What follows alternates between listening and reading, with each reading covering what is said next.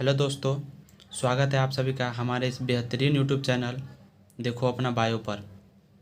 आज के वीडियो में हम जानने वाले हैं क्लास 12th के बायोलॉजी के एक chapter molecular basis of inheritance के बारे में। वैसे तो ये चैप्टर बहुत ही इंटरेस्टिंग है, लेकिन दिक्कत इस बात पे आ जाती है कि इस चैप्टर में बहुत सारे साइंटिस्ट का नाम दिया गया है और उनके कंट्रीब्यूशन को याद करना, क्योंकि इस टॉपिक से नीट में या फिर नीट से रिलेटेड अदर हायर एग्जाम्स में डायरेक्टली क्वेश्चन पूछे जाते हैं।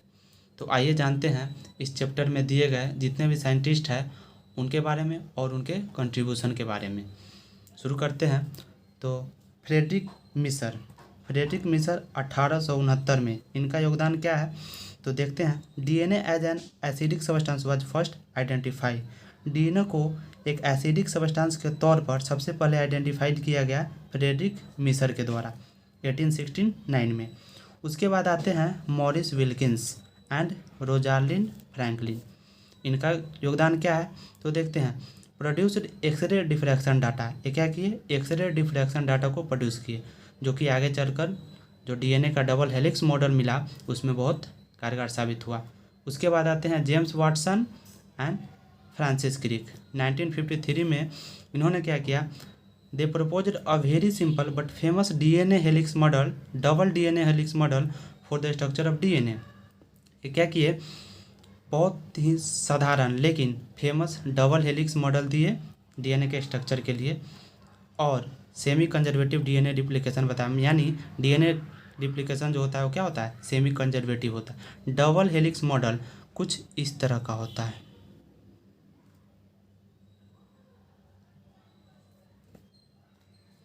ठीक है,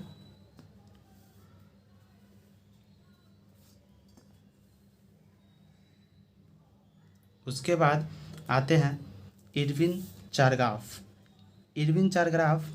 के अनुसार ये क्या दिए, ये बताया कि purine by pyrimidine is equal to 1, यानी A+G/C+T इज इक्वल टू 1। यहाँ पे A का मतलब एडिनिन, G का मतलब गुआनिन, C का मतलब साइटोसिन और T का मतलब थायमिन। ठीक है, उसके बाद आते हैं फ्रांसिस क्रिक क्या किए, दे प्रपोज सेंट्रल डॉगमा क्या होता है, तो सेंट्रल डॉगमा जेनेटिक इन्फॉर्मेशन का फ्लो बताता है, कहाँ से कहाँ तक, तो डीएनए से आरएनए तक और फिर आरएनए से प्रोटीन तक। डीएनए से आरएनए जो जेनेटिक इन्फॉर्मेशन का फ्लो होता है उसको ट्रांसक्रिप्शन कहते हैं, और आरएनए से प्रोटीन तक जो होता है उसको ट्रांसलेशन कहते हैं। किसी किसी केस में आरएनए से डीएनए तक भी जेनेटिक इन्फॉर्मेशन का फ्लो होता है, इसे रिवर्स ट्रांसक्रिप्शन कहते हैं। ये कुछ ही केस में होता है। उसके बाद आते हैं फ्रेडरिक ग्रिफिथ 1928 में। तो फ्रेडरिक ग्रिफिथ साहब 1928 में आए। इनका योगदान क्या रहा, तो he witnessed a miraculous transformation in the bacteria में क्या किए, एक आर स्ट्रेन लिए और एक एस स्ट्रेन बैक्टीरिया लिए, और इसका प्रयोग करके ये माइस पर प्रयोग किए, यानी चूहा पर प्रयोग किए, और उसके अनुसार ये बताए कि एक मिराकुलस मतलब जादू ट्रांसफॉर्मेशन होता है बैक्टीरिया में, और वो ट्रांसफॉर्मिंग प्रिंसिपल दिए, लेकिन इस बात को साबित नहीं कर पाए कि ट्रांसफॉर्मिंग प्रिंसिपल जो है वही जेनेटिक मटेरियल है। उसके बाद आए ओसवाल्ड मैकलियोड और फिर MC कार्टी आए 1933 टू 1944। इनका योगदान क्या रहा, तो ये determine the biochemical nature of transforming principle. जो ग्रिफिथ साहब ट्रांसफॉर्मिंग प्रिंसिपल दिए थे ग्रिफिथ एक्सपेरिमेंट में, उनको क्या किए, उस ट्रांसफॉर्मिंग प्रिंसिपल का बायोकेमिकल नेचर प्रोवाइड किए। उनके बाद आते हैं Alfred Hershey and Martha chase 1952 में। इनका योगदान unequivocal proof that DNA is the genetic material. ये साबित कर दिए कि जो डीएनए ही है वो क्या है, जेनेटिक मटेरियल है।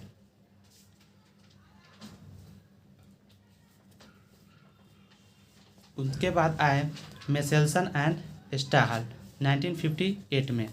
इनका योगदान क्या रहा था, they proved DNA replicates semi conservatively.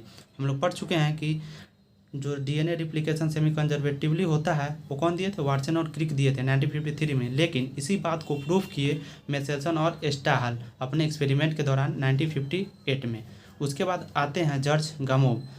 ये क्या बताए, तो देखिए हमारे शरीर में 20 तरह के अमीनो एसिड होते हैं, ठीक है। उनको कोड करने के लिए हमारे पास नाइट्रोजिनस बेस कितने हैं, तो 4 है। 4 कौन कौन से, AGCT, एडेनिन, गुआनिन, साइटोसिन और थायमिन, और इन्हीं की मदद से हमको 20 अमीनो एसिड को कोड करना है।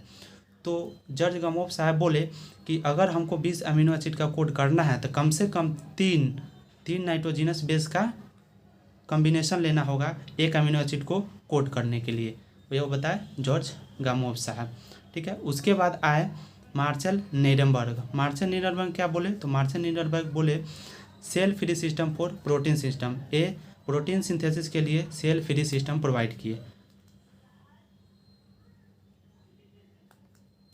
उसके बाद आते हैं जैकोब एंड मोनोड, ये क्या किए, एक्सप्लेन किए लैक ओपेरॉन का। लैक ओपेरॉन क्या होता है, तो ये स्ट्रक्चर जीन और रेगुलेटर जीन, ऑपरेटर जीन और प्रोमोटर जीन, ये सब का अरेंजमेंट होता है और जनरली बैक्टीरिया में होता है। उसको एक्सप्लेन किया जैकोब एंड मोनोड। उसके बाद आया फ्रेडरिक सांगर। फ्रेडरिक सांगर कमाल के साइंटिस्ट है, इनको 2 बार नोबेल प्राइज मिला है। इनका योगदान देखते हैं। They developed method for determination of amino acid and sequences in proteins. Proteins में जो अमीनो एसिड का सीक्वेंस है उसको डिटरमाइन करने के लिए ये मेथड डेवलप किए फ्रेडरिक सांगर। उसके बाद आए अलेक जेफरीज। अलेक जेफरीज का योगदान क्या रहा, he develop the technique of DNA fingerprinting. DNA fingerprinting का टेक्निक डेवलप किए। आज भी DNA फिंगरप्रिंटिंग की मदद से हम लोग बहुत सारे क्राइम के जगह पे क्रिमिनल को ढूंढ पाते हैं और पेरेंटल जो डिस्प्यूट है उसको सुलझा पाते हैं, ठीक है। इस जो वीडियो है उसका PDF हम आपको PDF का लिंक डिस्क्रिप्शन में दे रहे हैं। यहीं पर हम अपने वीडियो को समाप्त करते हैं। अगर वीडियो अच्छी लगी हो तो लाइक शेयर एंड सब्सक्राइब जरूर करें।